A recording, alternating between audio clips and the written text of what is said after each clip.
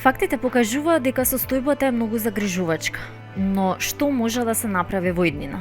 Едукација на жените за правата на наследување, подобра инфраструктура и граденки, повеќе други услуги од социјалната област со цел овозможување на жените поголема вработливост и подобри работни места.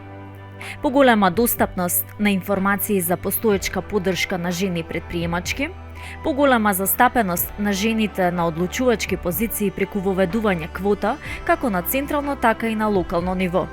Усвојување програми за спречување насилство врз жените во политиката, во сите политички партии во собранието. Дополнување на кривичниот законник со насилство врз жени во политика како потежок облик на кривичното дело.